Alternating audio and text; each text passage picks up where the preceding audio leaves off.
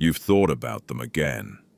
Not because it ended well, not because the memories are kind, but because something about them still lives in you. A pull you can't quite name. And the confusing part isn't that you miss them. The confusing part is that you know better. You know what happened. You know how it felt to be on the receiving end of it. And still, there it is.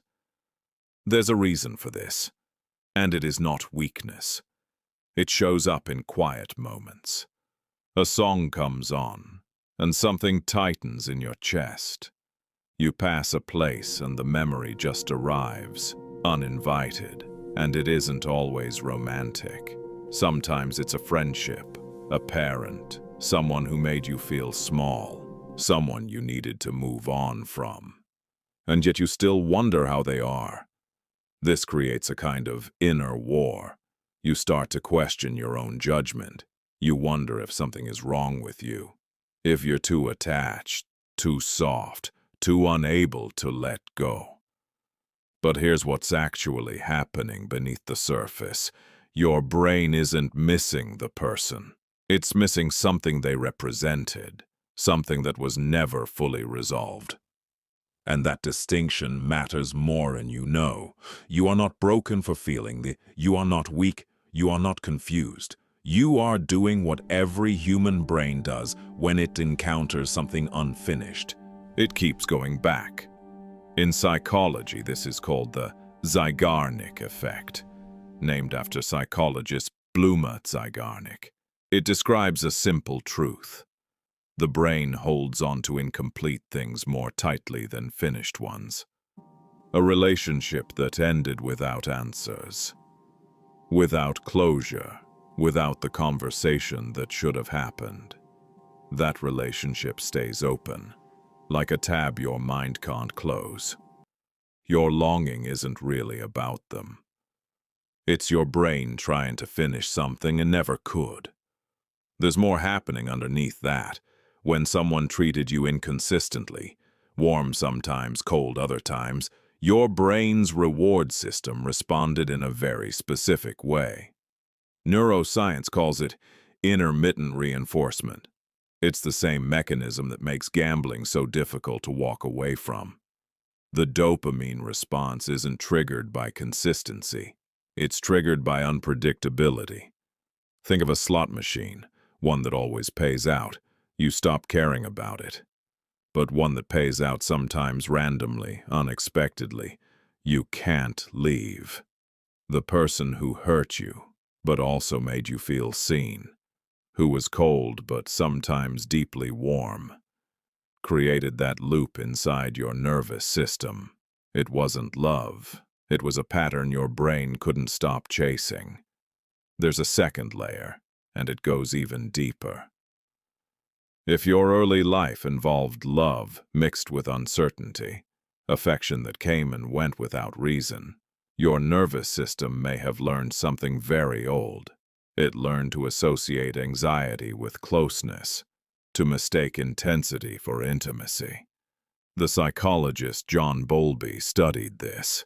He described how early attachment shapes the map we use to navigate every relationship that follows. Your brain isn't making an error. It's following an old map. The question is, can you draw a new one? Here are 5 shifts grounded in how your brain actually works. Not affirmations, not quick fixes. Real changes in how you process this. The first shift, name the need, not the person. Ask yourself not, why do I miss them? But, what did I feel when I was with them? Was it validation? Was it safety? Was it the feeling of being truly seen? Naming a need activates the prefrontal cortex, the part of your brain responsible for rational thought. It pulls the emotional charge down. You don't miss the person. You miss feeling that way. And that's a need you can meet somewhere else. The second shift. Stop blocking the grief. Let it move. Resist the urge to push it away or shame yourself for feeling it. Instead, let yourself feel it. consciously, for 5 minutes. Research by psychologist James Pennebaker found that simply acknowledging emotion reduces its physical hold on you. Suppression doesn't end the loop, it tightens it. So instead of, "I shouldn't be feeling this," you say, "I feel this. It makes sense, and I can survive it." That's how loops begin to close. The third shift: create distance from the story. Write about the relationship in third person. She needed control. He kept trying to earn her warmth. Psychologist Ethan Kross studied this technique, called self-distancing. It reduces emotional reactivity by separating your identity from the experience. You stop reading it as your failure. You start seeing it as a story with with pattern, with logic, with a shape, an ending that finally makes sense. The fourth shift: rebuild your reward baseline. Deliberately invest in relationships that offer steadiness. The friend who always shows up. The person who remembers what you told them. Consistent warmth recalibrates the dopamine baseline.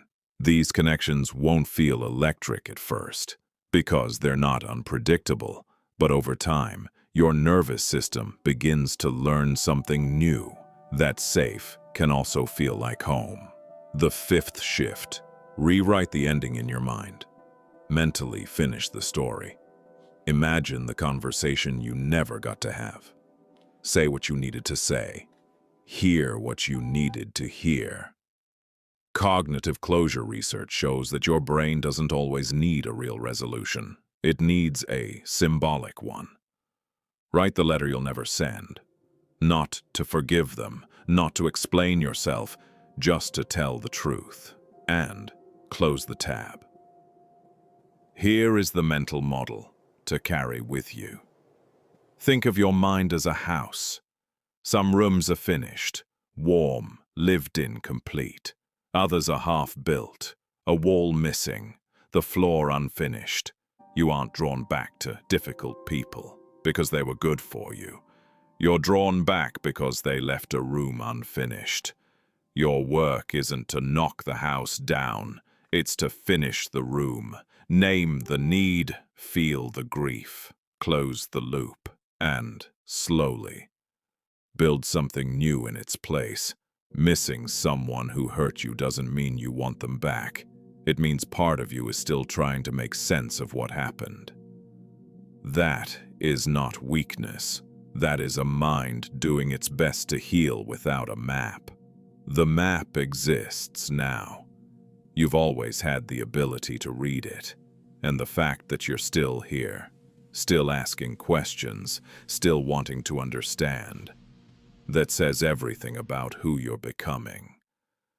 You are not what they made you feel. You are what you chose to do with it.